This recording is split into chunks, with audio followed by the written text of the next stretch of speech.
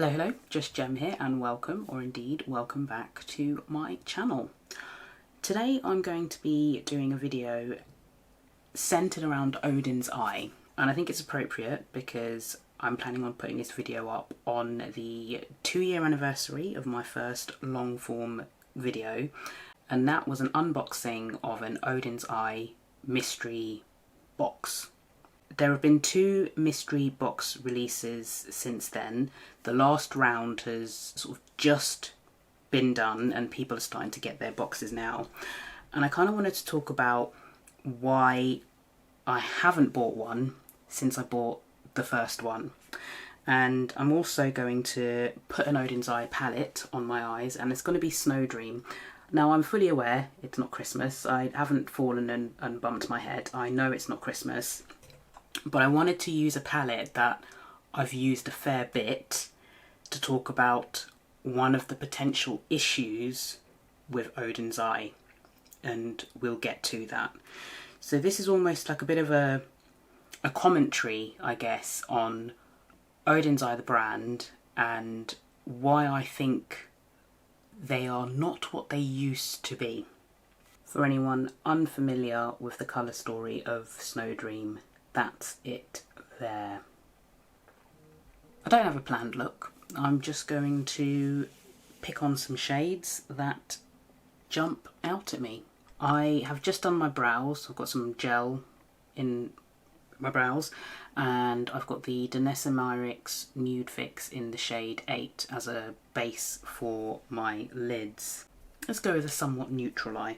So I'll start with the shade called Feast, and I will shove a little box in the corner just to show you what shades I'm using. As I mentioned, Oden's eye's latest mystery boxes have been sent out and they have been arriving, and I've tuned into a few of the unboxings, and I've seen that this year they're not actually too bad. I feel like they have learnt their mistake from the year I bought it in 2024. I can't really recall what the contents was like last year. I think it might have been similar, where they avoided putting in jewellery because the jewellery is quite frankly naff. I was super disappointed to get jewellery, and I did read it, but I thought to myself, it's fine. I'm sure that the makeup products that will be in the box will still make it worth it to get the mystery box.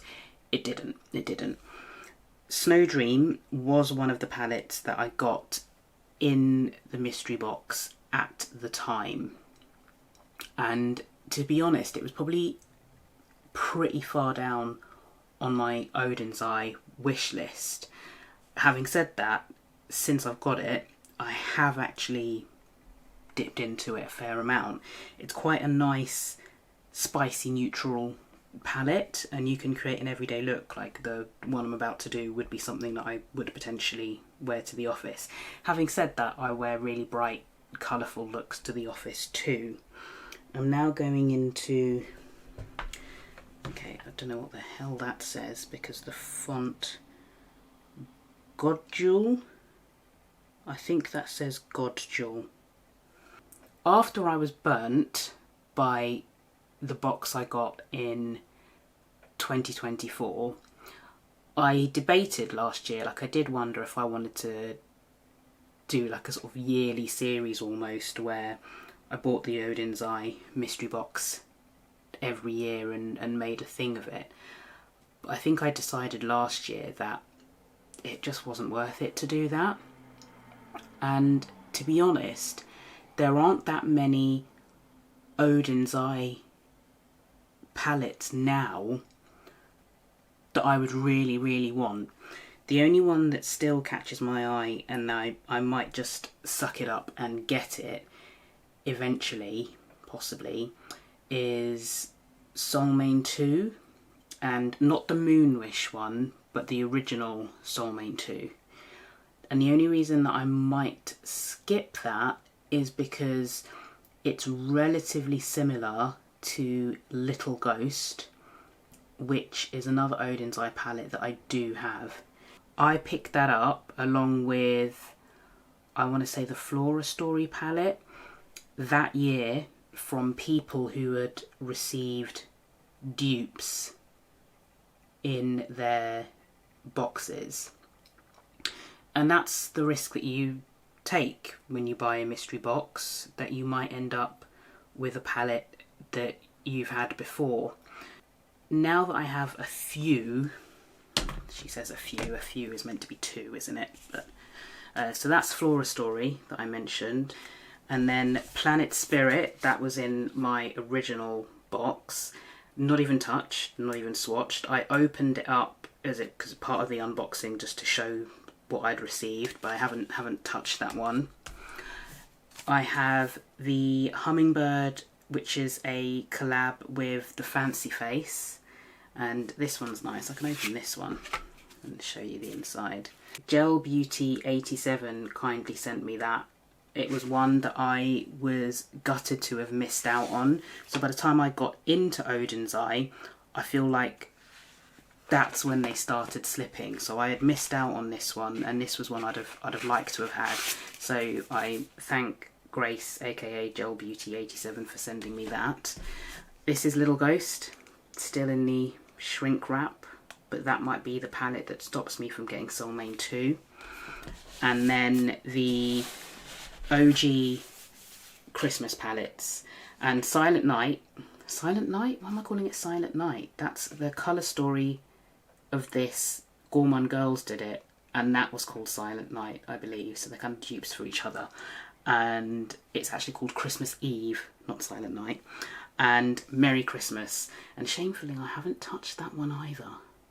That's really bad. Really, really bad. But I'm going to make a point of revisiting palettes that I kind of bought and immediately put on my shelf and never touched again. And then, as I say, Snow Dream. And there's part of me, the collectionist, that wants Hey Reindeer just to have that full Christmas set. I'm not fussed about the other two Christmas palettes that they released. I want to say, is it Rosy Jingle or Silvery Bliss? Or maybe they're both called, maybe those are the actual names. I don't know, but there were two other Christmas palettes that they released, but I'm not overly fussed about that. But I kind of want Hey Reindeer just to complete the original set. What I find with Oden's Eye is they do actually do pretty decent colour stories, but I'm never wowed. Like, I can't remember the last time I looked at an Oden's Eye release and it made me gasp from its incredible beauty. Yeah, nothing has done that for me that Oden's Eye have brought out.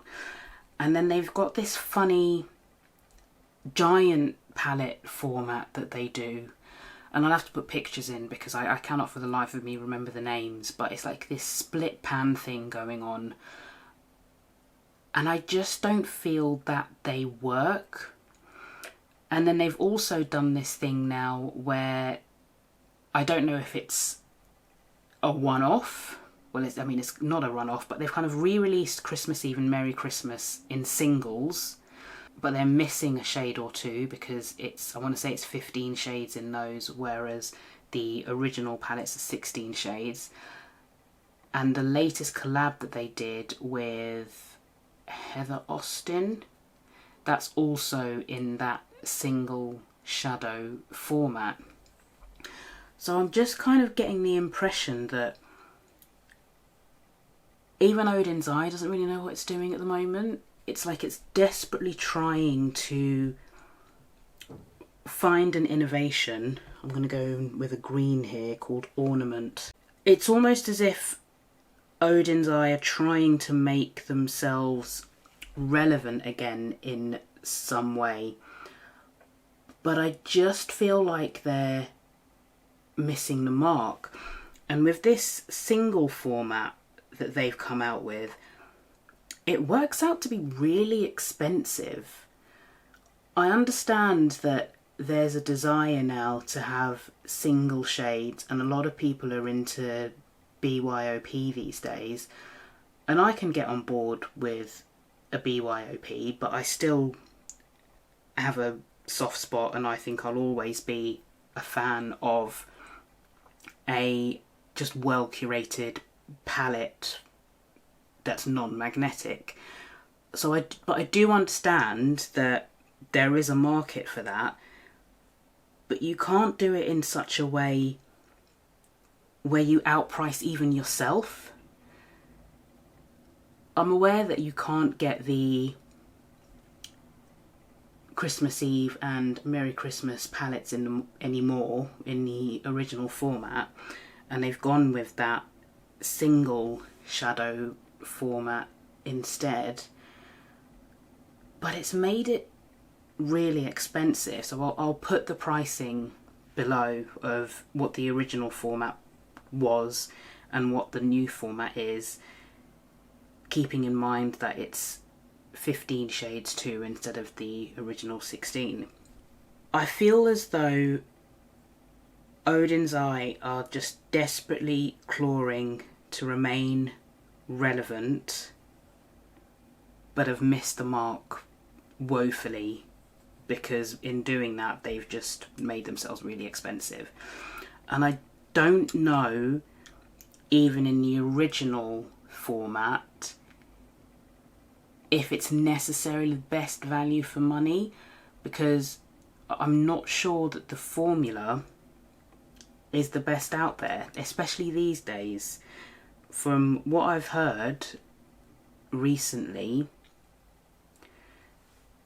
the formula in most recent palettes does not compare to how the formula used to be. Now, I can't comment because I think the most recent palette in my collection at this point would be this Snow Dream palette. If you have anything newer than that, I would love to know in the comments if you agree that the Oden's Eye formula has slipped. So I think that's kind of a good starting point. And speaking of the formula, one of the reasons why I wanted to use a palette that I have used in the past and is a bit more well loved than the others is because one of the critiques, I put a call out basically on Instagram. It's less than 24 hours ago that I did it, but I don't think I'm going to get any more responses. But a few people came back and said that when they think about Oden's Eye, one of the things they think about is the fact that you get hard pan in their palettes and the shimmers. So I wanted to use a palette that I know I've used before just to see if I experienced that hard pan for myself. I haven't so far in using this, but let's see. Do I still want to be neutral? Part of me wants to go into that purple shade called Celebrate, and then maybe at the front do a gold. So yeah, let's try Celebrate, and I will go in with a finger because that's just how I like to apply my shimmers, and we'll see how it fares without a tacky base, and maybe I'll see how I get on without a tacky base on one eye and then compare it to the other eye with a tacky base. Let's see. Now this has picked up pretty easily. I haven't had any problems with that. But then I wonder though, the hard pan sometimes is, you notice it more when you use a brush, but I don't tend to use a brush for my shimmers, apart from to tidy them up once I've laid them down. And then for the inside, should I pick on a shade that looks like it could be hard panning? Let's go with Hugs. Okay, that definitely hasn't picked up as much. Yeah, see, that's definitely got the beginnings of hard pan there. So let's see how this applies.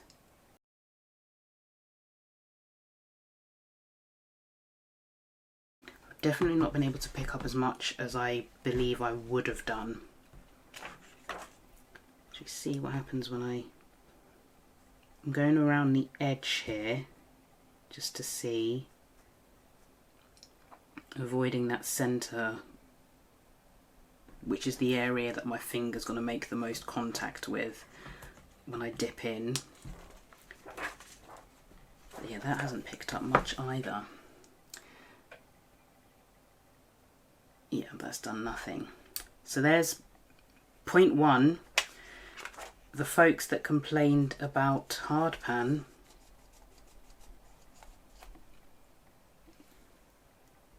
are indeed correct. I'll tidy that up momentarily. I'll just move on to the second eye. One person responded that they haven't tried any of their stuff before, and I spoke a bit more and I delved a bit deeper and asked, well, why is that?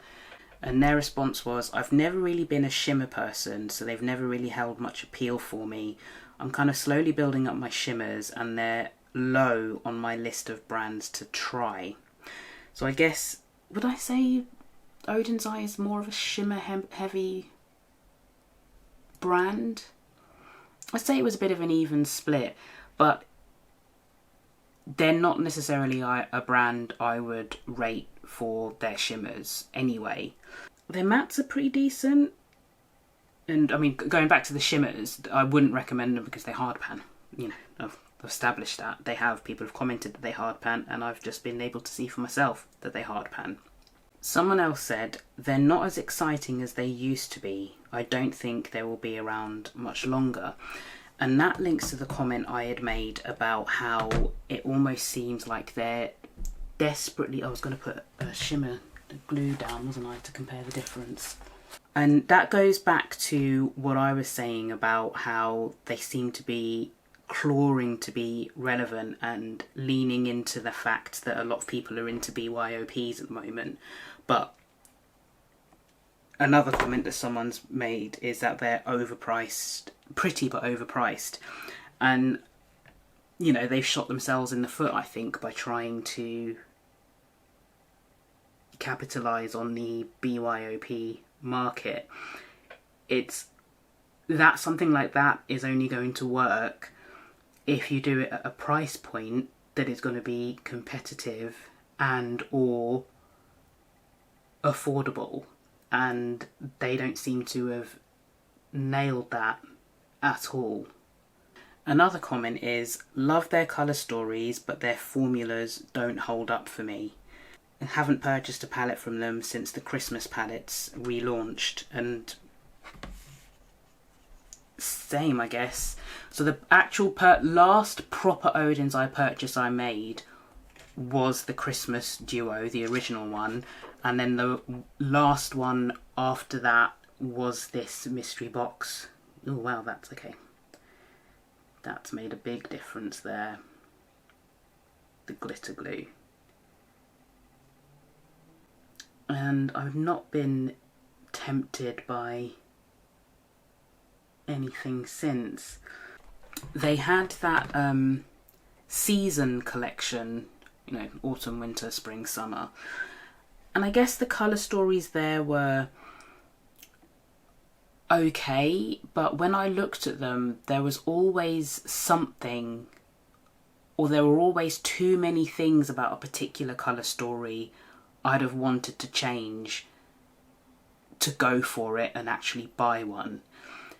I think it's one thing when you're looking at a palette and there are 1 or 2 shades in there, again, depending on how many shades there are in total, where you can forgive the palette having 1 or 2 shades that you're not necessarily going to use much, if at all. But if you're starting to lean into 3, 4, 5 shades that you're not sold on, it just doesn't make it worth it. And that's pretty much how I felt about all 4 of those seasonal palettes that they did. So I just skipped it. Someone else commented, I wish they'd lift up smaller creators and not collab with the same people over and over. Somewhat linked to that is the fact that they've got non-inclusive swatches. And I do find this, as someone with a deeper skin tone, there are certain brands where if I want to see what it's going to look like on me, I have to wait what is sometimes an unreasonable amount of time to see what a colour story is going to look like on my skin tone.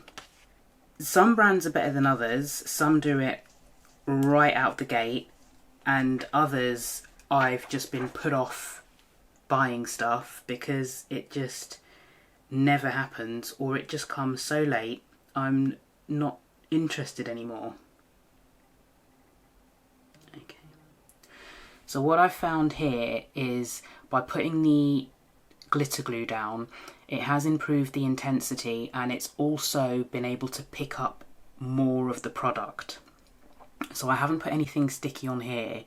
And shall I zoom you in a bit more? I think you can see the difference there, that it's been able to grab onto more on this eye than on this eye.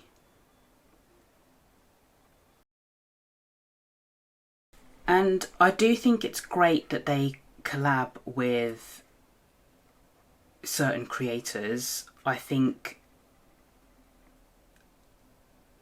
that's almost what, for me anyway, maybe it's because I'm a bit newer to indie brands really in the grand scheme of things, but they're one of the first brands I really noticed collabing with people.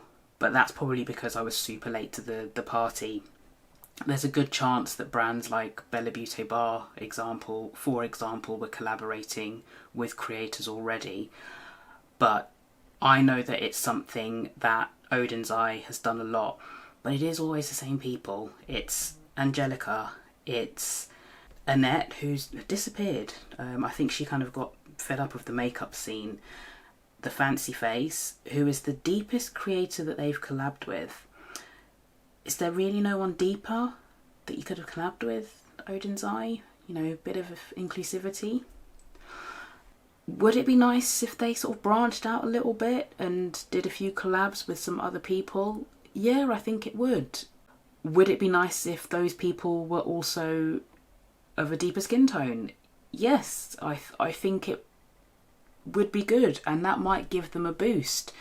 I know that someone, is it Lara Sage Beauty? I'll put her handle on the screen, but she's a deeper content creator and she does get Oden's Eye PR. Do a collab with her. Why not? I just feel as though Oden's Eye have dropped off.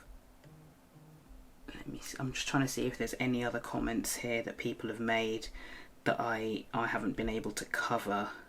Shimmers drying out and hard panning within 6 months in palettes. I've decluttered mine. Those were the IG comments. Let's have a look and see what people have said over on here. So someone else has mentioned that they do like the creator collabs, and I do like that. I do think it's a great way of introducing you to creators that you might not have come across, but it could be quite nice to just add a few more to their rotation. And then someone else has said, I have a bunch of Oden's Eye palettes, but I honestly don't rate them in my top 10 for indie brands because I'm just not that wowed by their palettes. Cute colour stories, but they don't blow me away like, say, a Fantasy Cosmetica or a Cosmic Beauty Offering. I like most of what I have from them, but the last time I purchased from them was 2024, and that was for their singles. Overall, from the people who have responded to sort of the call out that I'd made, they're a bit over Oden's Eye. Is this the beginning of the end for Oden's Eye? Going back to the mystery boxes and the unboxings I've seen so far for this year, they have been pretty decent. And do I wish I'd gone for one now that I've seen some of the unboxings? No, I'm happy enough that I didn't. I think, and that's even though all of the contents was makeup. I think it was a nice, from what I can see, it's a nice even split. It was just one box this year, and you get 2 palettes, some singles, 1 blush, 1 highlighter, and maybe 2 or 3 lip products in there. And really, that's probably the format that they should stick to. But if you do happen to be an Oden's Eye fan, there is a good chance that you'll have everything from them that you would want by this point. I just think that Oden's Eye has reached a point where they need to do something radical, I think, to shake things up. The move to the magnetic pans wasn't the best. I think that was executed poorly. What could they do?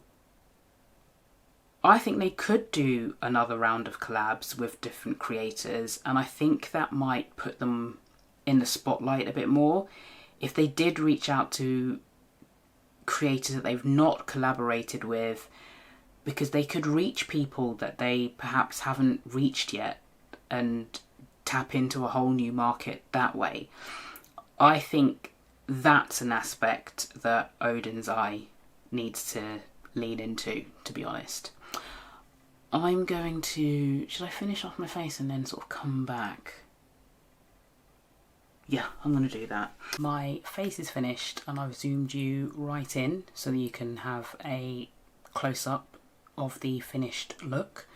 And here's where we've landed. I do actually really like this look. I haven't done anything like this before. I think I'm trying to think of the looks I've done before. I've gone more neutral than this. I've almost avoided the pops of colour in this palette. I don't know why, not deliberately. I think when I've picked it up, I've just been drawn to do something very, very neutral. But I really like how this has turned out and the combination there. And the inner corner is the light green sort of pastel shade in there, which is called Snowflake. I thought that would make a nice inner corner highlight. There we have it. Despite the fact it didn't pick up too well, I've kind of been able to even it out. I think this eye, it does pop just that little bit more, and this is the eye that's got the NYX glitter primer on it. So you'll have to let me know if you can see a difference at all. I think so, but not major. And it might be the kind of thing you wouldn't notice unless it was pointed out to you. Quick rundown of what I used to finish my face. The eye combo is the eye combo I'll probably be using until one or both runs out. This mascara, I'm hoping that Tori of Beauty Moon Cosmetics will bring it out again in some form, because I really like that. And then Clinique Easy Liner. That hasn't changed for quite some time now. Foundation is the OG Giorgio Armani Luminous Silk. I've got an upcoming video where I have quite obviously used a shade of foundation that's too light for me, but we're going to ignore that. Lip combo is Gold Digger from NYX, which is ancient and probably belongs in the bin, but I've put it on my lips anyway. And that's lined with the 89 Fine lip liner. That's the collab lip liner that Donnie Darkowitz did with Blend Bunny. Concealer, Fenty Wear Even Hydrating Concealer. Really loving that. That's probably going to be a repurchase when that runs out. Setting powder. I've been using this a lot lately, and this is the Cinnamon Bun Easy Bake Pressed Powder. And I think it just gives a beautiful, smooth finish to the skin. I really, really like that.